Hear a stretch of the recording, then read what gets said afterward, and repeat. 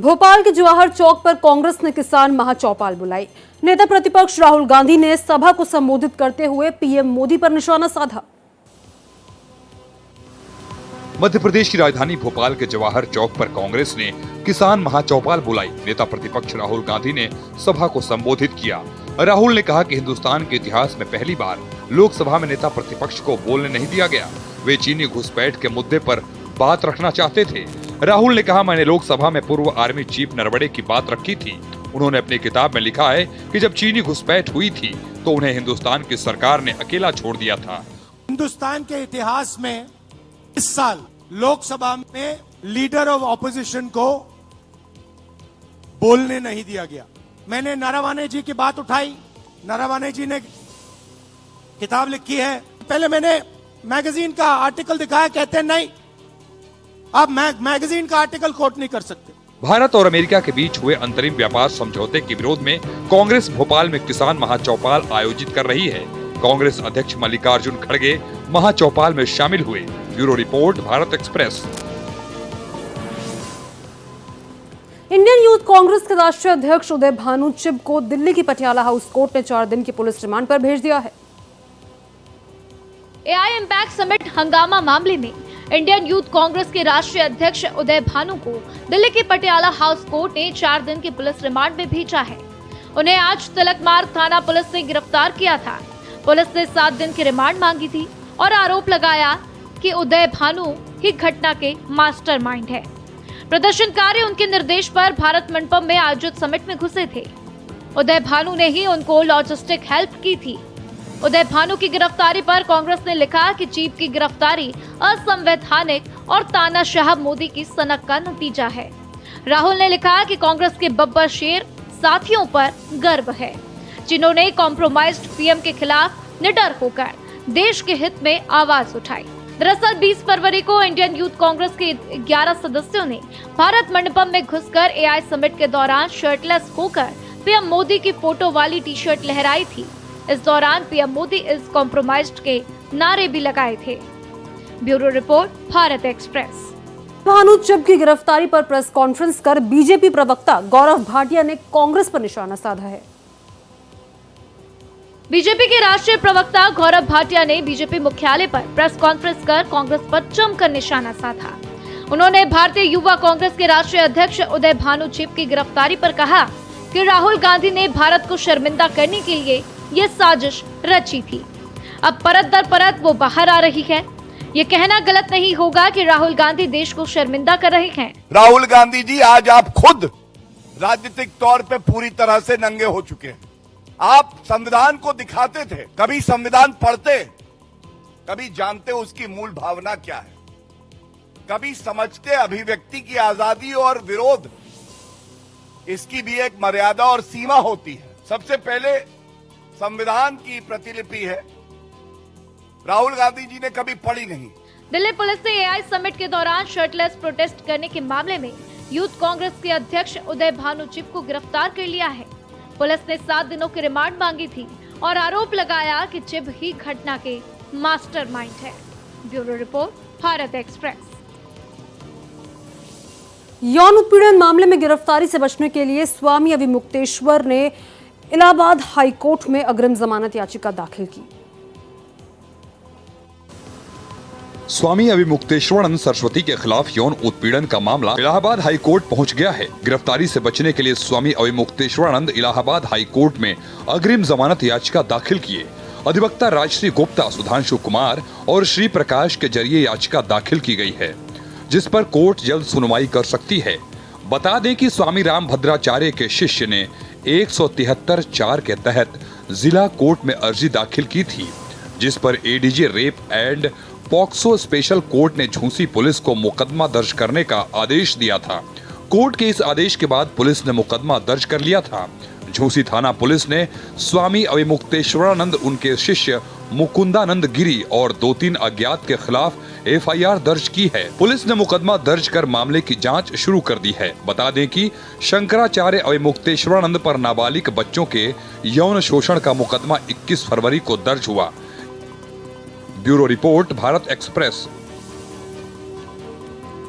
प्रधानमंत्री नरेंद्र मोदी ने नीदरलैंड के पीएम रॉब जेटन को अपने कार्यकाल की शुरुआत करने पर बधाई दी है। प्रधानमंत्री नरेंद्र मोदी ने नीदरलैंड के पीएम रॉब जेटन को अपने कार्यकाल की शुरुआत करने की बधाई दी। 38 साल के रॉब जेटन को देश के राजा ने प्रधानमंत्री पद की शपथ दिलाई।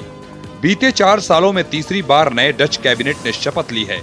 पीएम मोदी ने सोशल मीडिया प्लेटफॉर्म एक्स पर लिखा, रॉब जेटन को नीदरलैंड के प्रधानमंत्री का पद संभालने पर बधाई। भारत और नीदरलैंड के बीच अलग अलग क्षेत्र में बहुत अच्छे संबंध हैं। मैं आपके साथ मिलकर काम करने और हमारे दोनों देशों और लोगों के बीच बढ़ते संबंधों को और मजबूत करने के लिए उत्सुक हूं। बता दें कि जेटन 3 दलों के गठबंधन से बनी अल्पमत सरकार का नेतृत्व कर रहे हैं। महल की सीढ़ियों पर राजा के साथ फोटो खिंचवाई।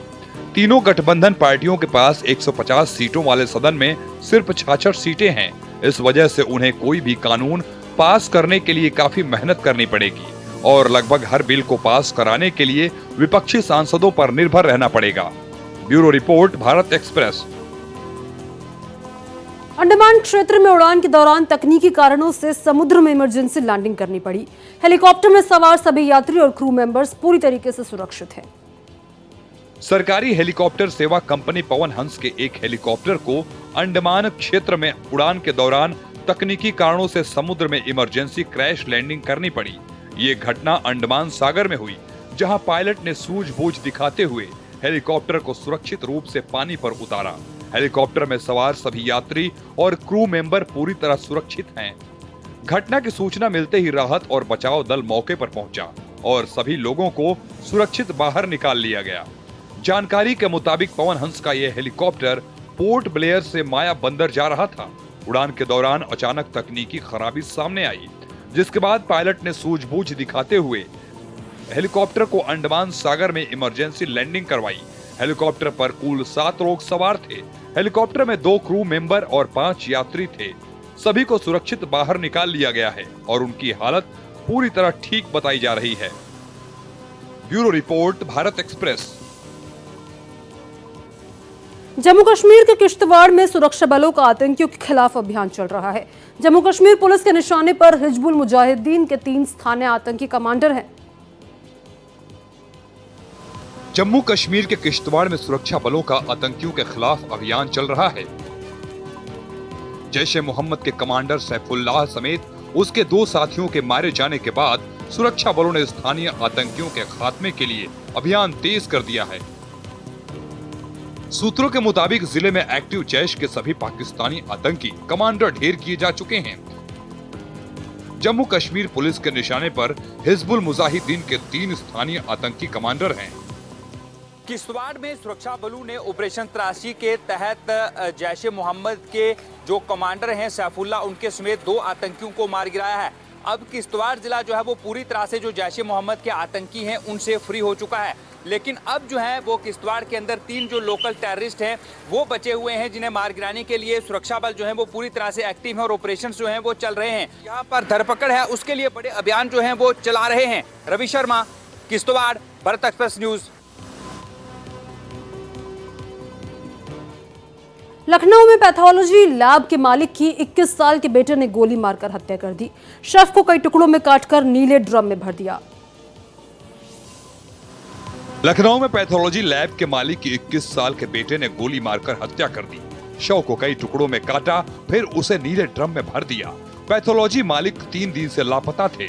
बेटे ने ही गुमशुदगी की रिपोर्ट दर्ज कराई, लेकिन पूछताछ में उसने कई बयान दिए, जिस पर पुलिस को शक हुआ। सख्ती से पूछताछ में उसने अपना जुर्म कबूल कर लिया।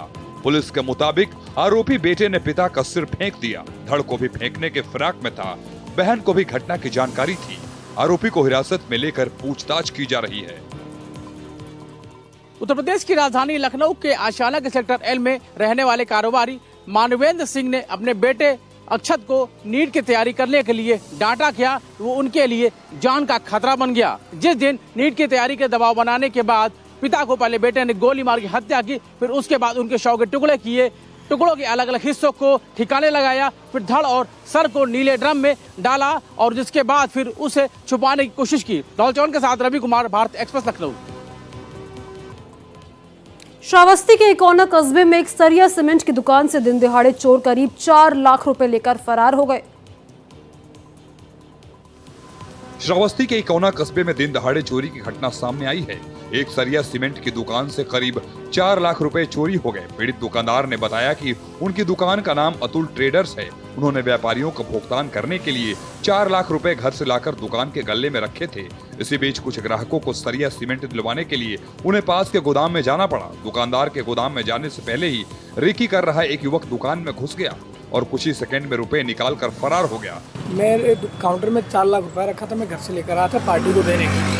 एक जस्ट बगल हमारी सरिया की गोदाम है, उसी में हम बाइक हटाने गए, तत्काल लड़का आकर चोर पैसा लेकर भाग गया। वो सीसीटीवी कैमरा में वीडियो क्लिप पूरी उपलब्ध है, पुलिस प्रशासन के पास भी और इंडियन बैंक के मैनेजर के पास भी और हमारे पास भी, जो पुलिस को प्रावधान में दे दिया जा चुका है। घटना की सूचना मिलने पर क्षेत्र में हड़कंप मच गया। पीड़ित ने इकोना थाने में तहरीर दी और सख्त कार्रवाई की मांग की है। Bureau report, Bharat express. Muzaffarnagar में ट्रक और पिकअप में जोरदार टक्कर हो गई। हादसे में 2 मजदूरों की मौत और 21 घायल हो गए। घायलों का अस्पताल में इलाज जारी है। मुजफ्फरनगर के रतनपुरी थाना क्षेत्र में एक बड़ा सड़क हादसा हो गया। एक पिकअप जानसठ ने कुछ मजदूरों को लेकर मेरठ खेत में काम करने के लिए जा रही थी और इसी दौरान एक तेज रफ्तार अनियंत्रित ट्रक ने पिकअप में जोरदार टक्कर मार दी। बोलेरो पिकअप मजदूर को ले जा रही थी और सामने से ट्रक की टक्कर हो गई। तो कितने इसमें करीब हमारे पास 23 मरीज आए थे यहाँ, जिसमें से 2 ब्रॉड डेड थे। 23 को हमने 16-17 को हमने रेफर कर दिया और 4 हमने ट्रीटमेंट 4 यहीं कर दिया था। घटना के बाद से जहां ट्रक का ड्राइवर मौके से फरार हो गया, तो वहीं सीएचसी खतौली में मुआवजे और कार्रवाई को लेकर पीड़ित परिजनों ने जमकर हंगामा भी किया। इस दौरान आला अधिकारियों ने कड़ी मशक्कत के बाद पीड़ित परिजनों को कार्रवाई और मुआवजे का आश्वासन देकर मामले को शांत करवाया और वहीं पुलिस इस मामले में अपनी आगे की कार्रवाई में जुटी हुई है। Bureau report, Bharat Express.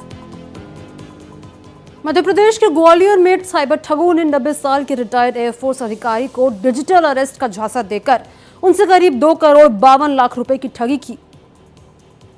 Madhya Pradesh के ग्वालियर में डिजिटल अरेस्ट कर ठगी का एक बड़ा मामला सामने आया है। यहाँ साइबर ठगों ने 90 साल के एक रिटायर्ड एयरफोर्स अधिकारी को डिजिटली अरेस्ट कर झांसा देकर उनसे करीब 2 करोड़ 52 लाख रुपए ठग लिए। ठगों ने खुद को दिल्ली सीबीआई अधिकारी बताकर फर्जी गिरफ्तारी वारंट दिखाया। को फ्रॉडुलेंट कॉल आए, उस कॉल में इनसे कहा गया है कि इनके डॉक्यूमेंट का उपयोग करके फ्रॉड हुआ है, इनको डराया गया। तो उसके कारण इन्होंने अलग अलग डेट्स में काफ़ी अमाउंट जो है ट्रांसफ़र किए हैं डिफरेंट बैंक अकाउंट्स में। तो इसमें अभी इनकी एफआईआर दर्ज की जा रही है। एफआईआर के बाद इसमें इन्वेस्टिगेशन में क्लियर होगा कि इनका जो पैसा है किन किन अकाउंट्स में गया और कौन कौन लोग इसमें इन्वॉल्व हैं। बुजुर्ग होने की वजह से उन्हें डिजिटल अरेस्ट करने का दावा किया गया। डर के माहौल में उनसे कई खातों में रकम ट्रांसफर करवाई गई। बाद में बैंक मैनेजर को शक हुआ तो मामला उजागर हुआ। इस दौरान बुजुर्ग दंपति को 27 दिनों तक डिजिटल अरेस्ट रखा गया। Bureau report, Bharat express. Shahdol में एक शातिर महिला ने बिजली विभाग में फर्जी नियुक्ति दिखाकर लाखों रुपए का लोन हासिल कर लिया। पुलिस ने शिकायत के बाद आरोपी महिला को गिरफ्तार कर कोर्ट में पेश किया है। शहडोल जिले में सरकारी बैंक से बड़ी ठगी का मामला सामने आया है, जहां एक शातिर महिला ने बिजली विभाग में फर्जी नियुक्ति दिखाकर लाखों रुपए का लोन हासिल कर लिया। जानकारी के मुताबिक आरोपी महिला ने बिजली विभाग में अपनी फर्जी नियुक्ति का आदेश और जाली पे स्लिप, फर्जी पहचान पत्र का इस्तेमाल किया। इसके बाद स्टेट बैंक ऑफ इंडिया से 10,50,500 रुपए का एक्सप्रेस क्रेडिट लोन निकलवा लिया। पुलिस ने शिकायत के बाद आरोपी महिला को गिरफ्तार कर कोर्ट में पेश किया है। मामले का खुलासा तब हुआ जब बैंक प्रबंधन को दस्तावेजों में गड़बड़ी का शक हुआ। इसके बाद शाखा प्रबंधक ने थाने में शिकायत दर्ज कराई। पुलिस ने बताया कि कुदरी रोड के स्टेट बैंक ऑफ इंडिया की शाखा से फरवरी 2025 में विशाखा दांगी नाम की महिला बैंक आई और खुद को मध्य प्रदेश बिजली विभाग में लाइनमैन अटेंडेंट बताया। बैंक से लोन की मांग की। बैंक ने विशाखा से कर्मचारी होने के प्रमाण, नियुक्ति पत्र, पे स्लिप और बैंक अकाउंट डिटेल लिया। Bureau report, Bharat express. Maharashtra के कल्याण में कुत्ते के काटने के बाद रेबीज के लक्षण दिखने से परेशान एक 30 साल के युवक ने फांसी लगाकर आत्महत्या कर ली। महाराष्ट्र के कल्याणपुर में एक दर्दनाक घटना सामने आई है। कुत्ते के काटने के बाद रेबीज के लक्षण दिखने से परेशान एक 30 साल के युवक ने फांसी लगाकर आत्महत्या कर ली। इस घटना से इलाके में सनसनी फैल गई है और परिसर में शोक की लहर दौड़ गई। सूचना मिलते ही पुलिस मौके पर पहुंची और शव को कब्जे में लेकर आगे की जांच शुरू कर दी है। आयाश अमीन या व्यक्तीने तरुणाने बँकेमध्ये चांगल्या ठिकाणी काम करत होता आणि जेव्हा कुत्रा चावल्यानंतर त्यांनी हॉस्पिटलमध्ये गेला होता, दवाखान्यात गेल्यानंतर त्याला जाणवलं की त्याला रेबीज झाले। रेबीज आजाराला कंटाळून त्याने आत्महत्या केली असं सोसायटीमध्ये त्यांनी नोंद केलेली आहे। जानकारी के मुताबिक कुछ दिन पहले तिसगांव नाका क्षेत्र में एक आवारा कुत्ते ने उसके पैर में काट लिया था, जिसके बाद मृतक ने इंजेक्शन लिया था, लेकिन पिछले 2-3 दिनों से उनकी मानसिक स्थिति ठीक नहीं लग रही थी। रविवार की रात घर पर कोई मौजूद नहीं था। इसी दौरान युवक ने एक सुसाइड नोट लिखने के बाद फांसी लगा ली। Bureau report, Bharat express.